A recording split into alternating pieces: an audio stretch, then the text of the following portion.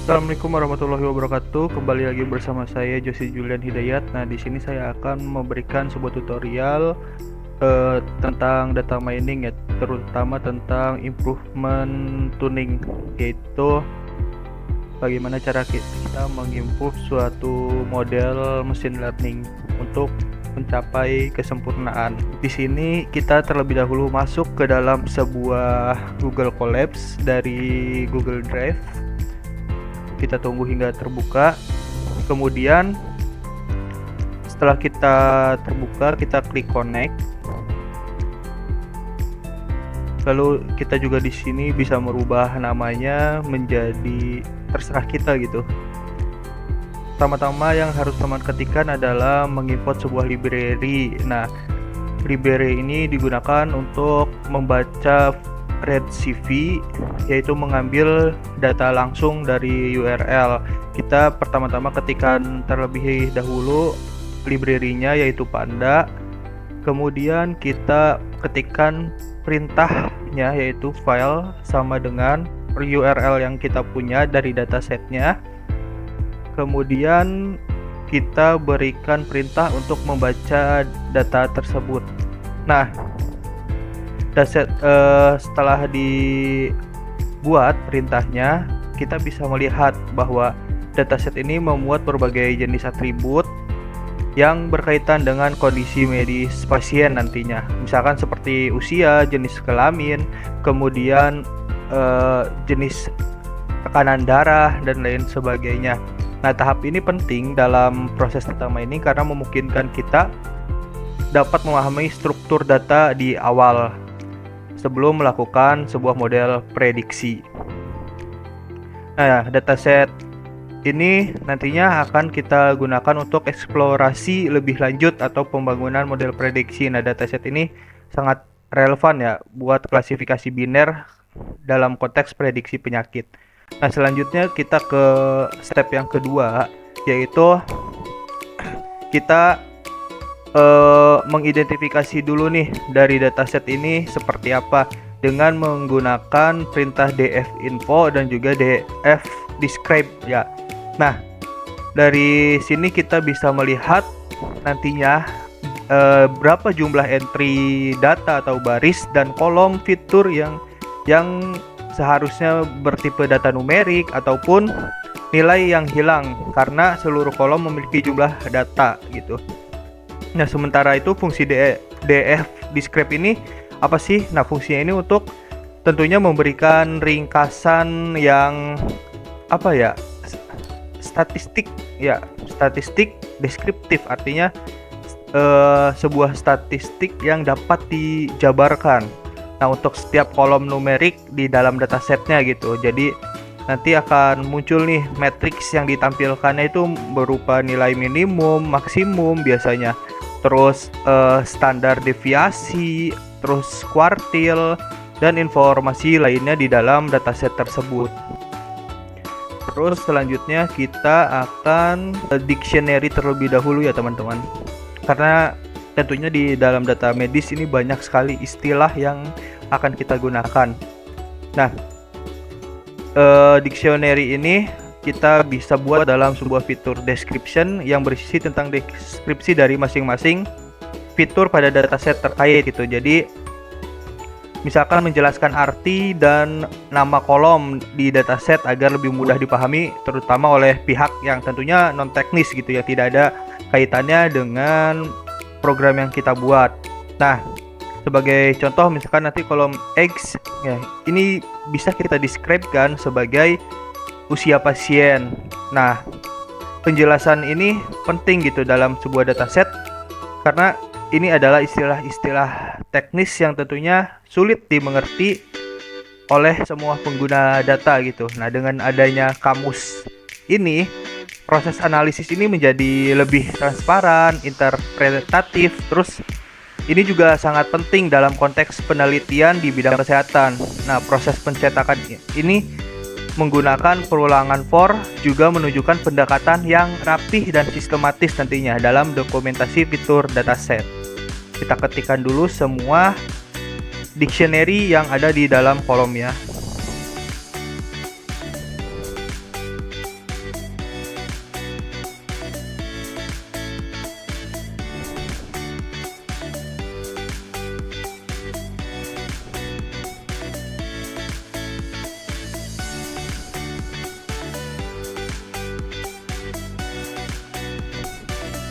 tadi di sini gunanya agar menunjukkan pendekatan yang rapih dan sistematis gitu dalam dokumentasi fitur datasetnya nanti.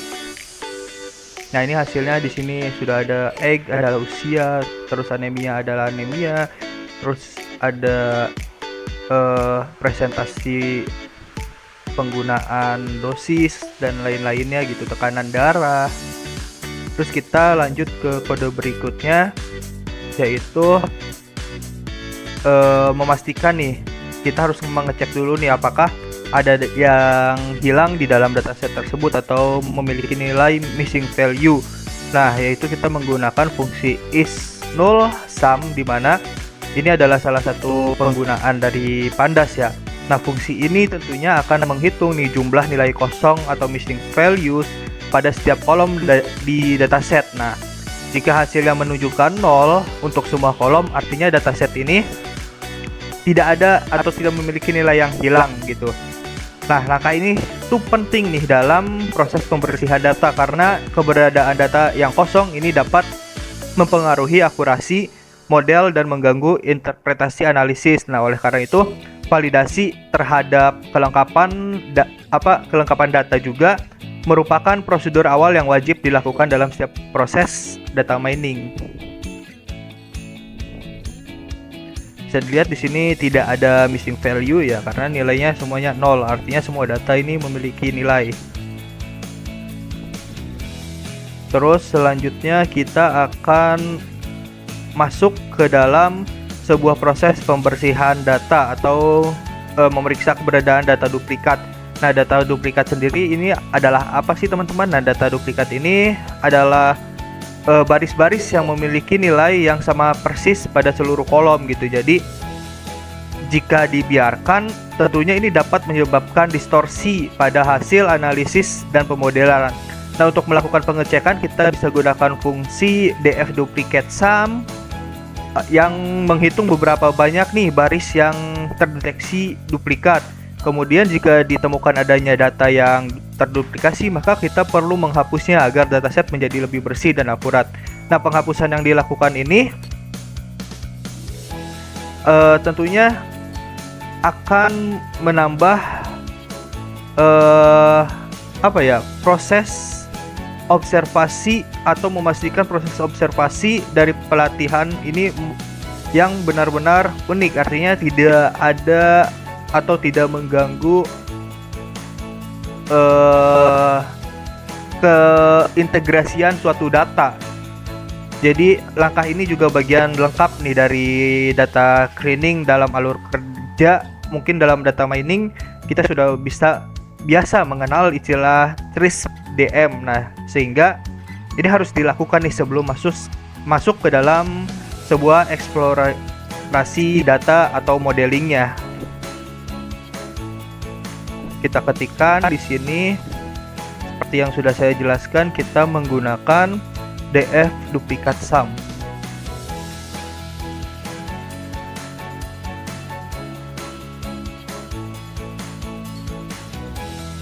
Nah, selanjutnya setelah proses pembersihan data selesai, langkah berikutnya adalah memisahkan antara fitur dan label. Nah, fitur ini apa sih teman-teman? Fitur ini adalah variabel-variabel yang independen yang digunakan sebagai input suatu model, sedangkan label ini merupakan variabel yang tentunya dependent atau target yang ingin diprediksi oleh model itu sendiri. Sehingga dalam konteks ini output ini berperan sebagai label untuk mempresentasikan apakah seorang mengidap penyakit jantung atau tidak, atau penyakit lainnya seperti itu teman-teman. Nah, untuk melakukan pemisahan kita bisa menggunakan perintah x df drop output x1, kemudian kita bisa mengambil semua kolom kecuali kolom output dan menyimpan dalam variabel x atau fitur, sementara y itu digunakan untuk menyimpan nilai dari kolom output ke dalam label. Nah, pemisahan ini penting dilakukan dalam machine learning gitu, karena ini untuk mempelajari bagaimana pola itu nantinya kemudian dapat bekerja. Ini sebenarnya prinsip dasar dari persiapan untuk pre-processing yang dilakukan untuk model klasifikasi ya teman-teman.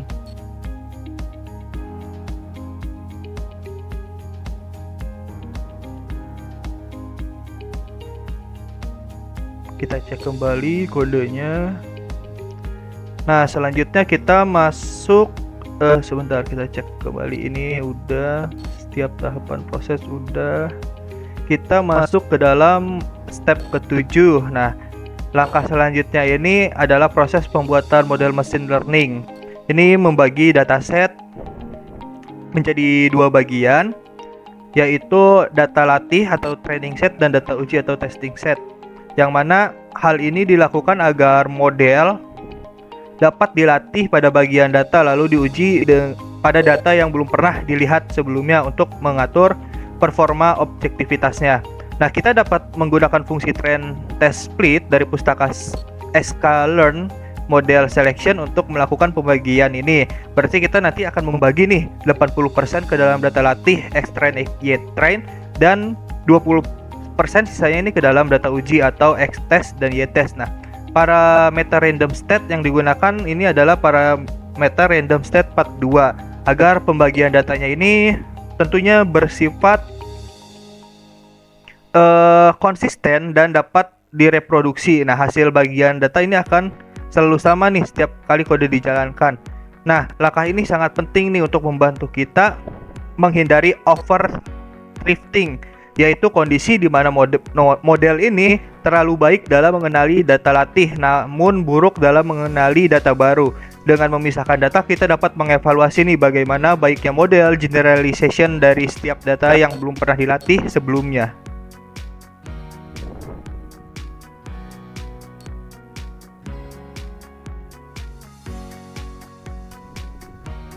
Nah, selanjutnya setelah data dipisahkan menjadi data latih dan data uji, kita dapat memulai membangun model klasifikasi. Pada tahap ini digunakan algoritma Knerr-Snakebone atau KNN yang termasuk dalam kategori algoritma supervised learning. Jadi KNN ini bekerja dengan prinsip mencari sejumlah tetangga terdekat dari data baru, kemudian melakukan prediksi berdasarkan mayoritas kelas dari tetangga tersebut gitu. Kita ketikkan perintahnya. Nah, KNN ini dia adalah suatu pustaka dari sklearn Snakebone, kemudian nantinya membuat sebuah objek KNN ini dengan parameter Snakebone lalu berapa gitu. Artinya misalkan 5 atau 10. Nah, jadi akan mempertimbangkan 5 tetangga terdekat atau 10 tetangga terdekat gitu, tergantung pada jumlah parameter n-nya dari suatu data baru atau model yang dilatih menggunakan data latih. Nah, proses ini menandai nih tahapan pelatihan model yang tentunya di mana KNN ini mempelajari pola hubungan antara fitur dan label meskipun KNN tidak melakukan proses pembelajaran secara eksplisit seperti model saat proses prediksi. Nah, tahap ini penting karena menjadi dasar sebelum dilakukan pengujian dari evaluasi terhadap performa model.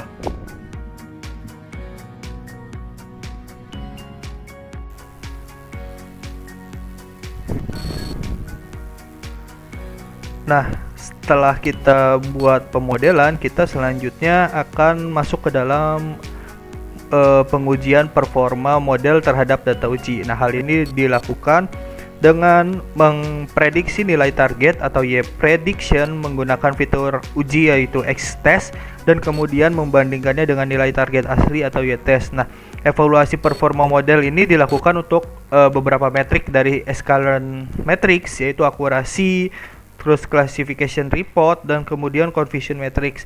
Nah, hasil evaluasi ini menunjukkan bahwa akurasi model ini berhasil memprediksi beberapa kelas dengan beberapa hasil parameter dari dataset nantinya.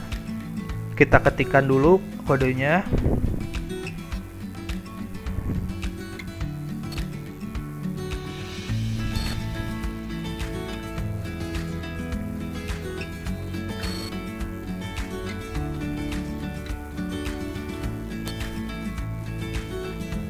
Nah, kita ketikkan dulu. Oh, ada error. Errornya kita lihat. Oh, kita lupa memberikan parameter confusion metricnya. Kita tambahkan dulu confusion metricnya, kemudian kita jalankan ulang. Nah, ini udah ada ya, jadi kita bisa menampilkan confusion metricnya di sini.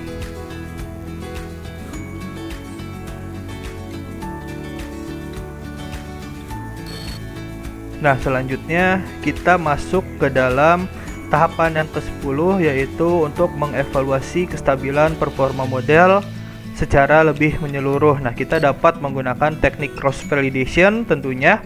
Nah, khusus keyword cross validation dalam kasus ini kita menggunakan cross val score dalam pustaka sklearn model selection. Nah, dengan parameternya di sini akan saya uji sebanyak 10 parameter, yang berarti data akan dibagi menjadi 10 bagian atau 10 fold. Terus model ini akan dilatih pada 9 bagian dari yang diuji pada satu bagian secara bergantian, sehingga seluruh data ini berkesempatan menjadi data uji.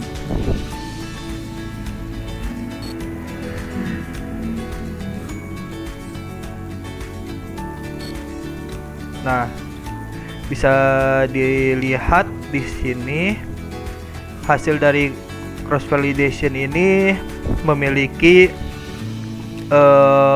hasil ya, misalkan 0,70, 0,53, 0,76. Nah, ini memberi gambaran yang lebih akurat nih tentang bagaimana model bekerja di berbagai subset data gitu. Nah, nilai ini mencerminkan performa model yang cukup stabil ya. Kalau kita lihat ini cukup stabil karena meskipun terdapat fluktuasi antar vote atau cross antar pembagian sub dataset ini.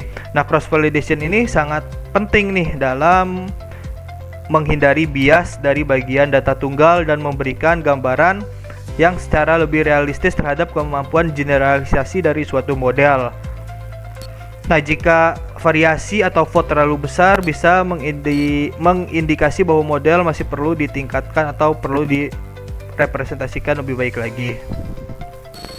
Nah, selanjutnya pada bagian tahap yang ke-11 di sini kita akan meningkatkan performa model atau dari KNN-nya sendiri dengan menggunakan salah satu langkah penting, yaitu standarisasi fitur. Nah, hal ini tentunya sangat krusial karena KNN ini sangat bergantung pada jarak ya, dari jarak antar tetangganya.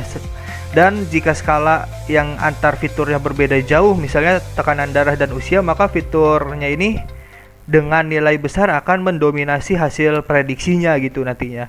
Nah, pada kode ini kita menggunakan modul pipeline, di mana untuk menggabungkan proses standarisasi dan pelatihan model dalam satu alur yang efisien. Nah, pertama data ini akan diformulasikan terlebih dahulu ke dalam pipeline, yaitu ada dua tahap ya. Yang pertama itu standar scaler untuk menstandarkan skala data, dan KNN classifier yaitu sebagai model klasifikasinya. Nah, pipeline ini kemudian dilatih untuk menggunakan pipeline fit ya. Nah, hasil evaluasinya ini akan menunjukkan bahwa hasilnya ini telah memprediksi dengan sangat lebih meningkatkan prediksinya gitu dengan dilakukannya scaling. Nah, dengan demikian dapat disimpulkan bahwa proses standarisasi ini dapat menggunakan algoritma berbasis jarak seperti KNN atau lainnya gitu. Nah, bisa dilihat yang tadinya performa modelnya itu jadi dari 62 menjadi 92. Ini jauh lebih tinggi dibandingkan sebelumnya. Nah, ini selain itu nilai precision, recall, kemudian F1 score ini juga berada di atas 088 yang menunjukkan bahwa model ini bekerja sangat baik dalam membedakan antara pasien yang memiliki penyakit jantung dan tidak.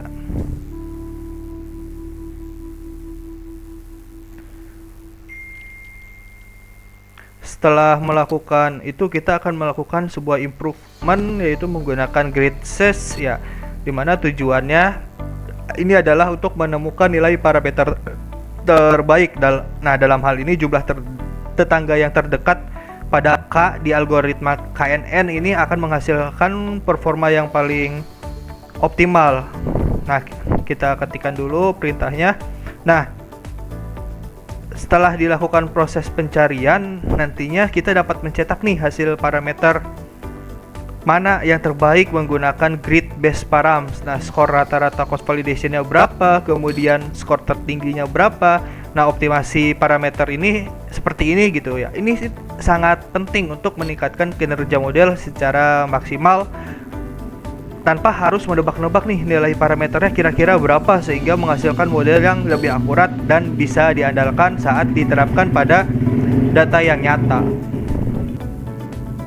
Nah, pada tahap berikutnya dilakukan proses standarisasi dari fitur menggunakan standar scalar, yaitu scalar processing, di mana standarisasi ini adalah proses transformasi data agar setiap fitur ini memiliki rata-rata atau mean dan standar deviasi. Nah, langkah ini sangat penting terutama ketika kita menggunakan algoritma machine learning yang sensitif terhadap data seperti KNN, SVM ataupun logistic regression. Nah, perintah scalarnya sendiri ini digunakan untuk membuat objek scalar lalu berfungsi untuk mengubah data ke dalam skala standar scalar, lalu hasil transformasinya nanti akan disimpan ke dalam variabel xscalar. Jadi dengan melakukan standarisasi ini kita dapat memastikan bahwa semua fitur berada pada skala yang sebanding, sehingga model tidak akan bisa bias gitu terhadap suatu fitur atau yang memiliki nilai numerik yang lebih besar. Nah, ini adalah praktik umum yang sangat disarankan dalam pipeline pemodelan machine learning ya, agar hasil prediksi menjadi lebih optimal dan representatif. Kita ketikkan dulu kodenya.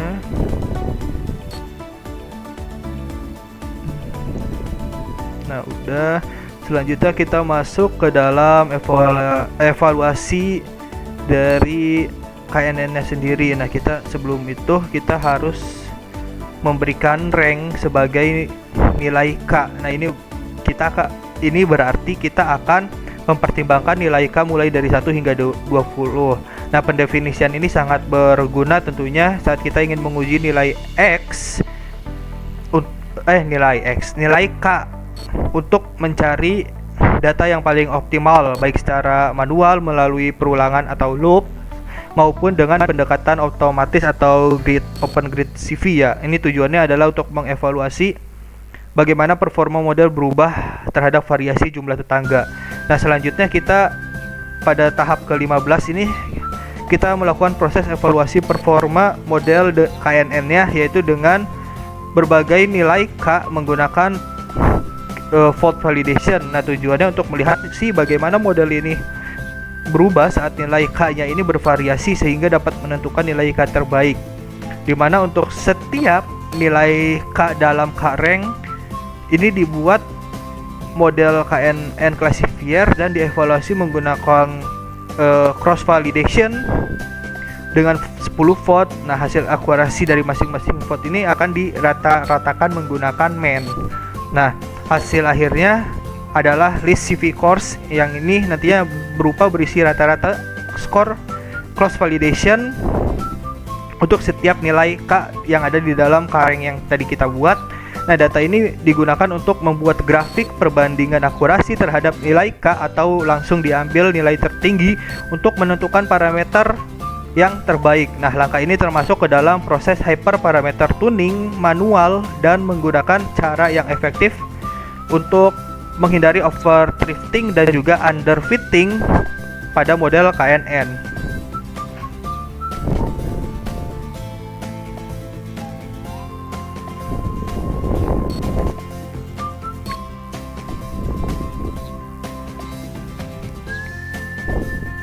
Oke, udah, kita lanjut ke langkah yang terakhir, yaitu visualisasi. Nah, langkah terakhir dalam proses tuning model KNN, tentunya kita adalah memvisualisasikan bagaimana hasil evaluasi ini berharga pada setiap nilai K-nya gitu. Visualisasi ini bertujuan untuk membantu kita memahami bagaimana akurasi model berubah terhadap jumlah tetangga terdekat yang digunakan. Nah, dalam kode ini digunakan pustaka Matplotlib ya untuk membuat plot dari antara kareng dan CV scores-nya, yaitu daftar rata-rata skor akurasi hasil cross validation untuk masing-masing nilai K. Nah, kita sudah, terus kita running.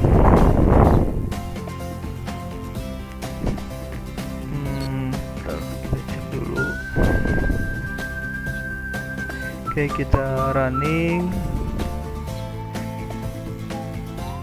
Nah, hasil grafik ini menunjukkan bahwa nilai akurasi model meningkat seiring bertambahnya nilai K, namun hanya sampai di titik tertentu sebelum mulai menurun dan stagnan. Nah, dari grafik tersebut terlihat nih bahwa akurasi terbaik dicapai ketika K berada pada rentang 5 hingga 17 dengan puncak sekitar 0,83 ya. Kalau kita bisa lihat di sini 0,83. Nah, ini mengkonfirmasi bahwa pemilihan K ini sangat mempengaruhi performa model dan tidak boleh ditentukan secara sembarangan. Dengan demikian, visualisasi ini sangat membantu dalam memilih parameter K yang optimal dan juga memastikan model KNN ini dapat memberikan prediksi yang akurat serta stabil. Nah, langkah ini juga memperkuat nih prinsip penting dalam machine learning bahwa pemilihan parameter ini perlu dibarengi dengan analisis dan pembuktian kuantitatif, bukan hanya sebuah asumsi.